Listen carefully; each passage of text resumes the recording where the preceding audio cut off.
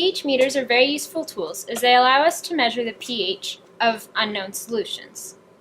So to start by using a pH meter, we must first turn it on. This is done by pressing the circular button.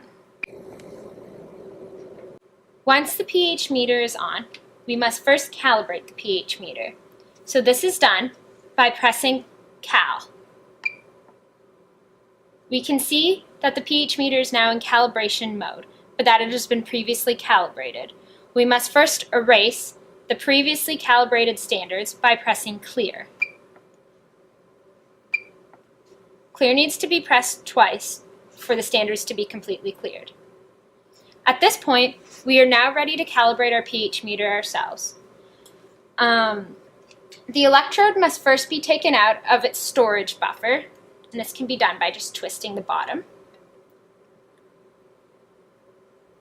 Ensure that the electrode is not left outside of the storage buffer for an extended period of time. When the electrode is being transferred to a different solution, it always needs to be washed.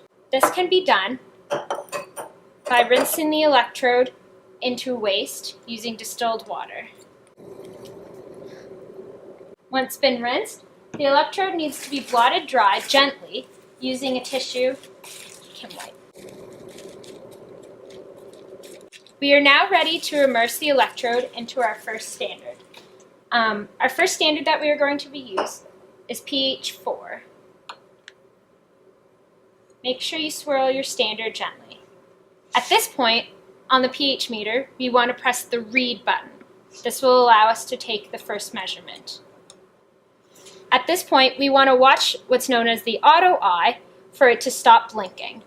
When the auto eye stops blinking, that's an indication that the measurement has been successfully taken.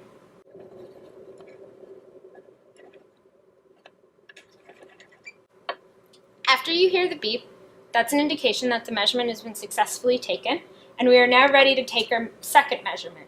First, however, we need to rinse our electrode once more.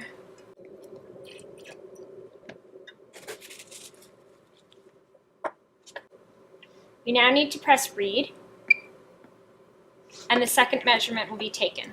The second measurement is going to be taken at a known pH of 7. The pH solutions are obtained from a standard buffer solution and are placed in smaller beakers. The second measurement has now been taken, and we are ready to measure our unknown solution.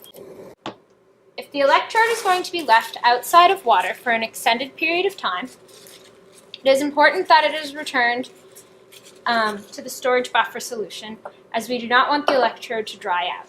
In this case, however, I'm going to immerse it in my unknown solution. I'm now ready to take the pH meter out of calibration mode. All I have to do is press exit. When measuring an unknown solution, it is important to make sure that the solution is stirring.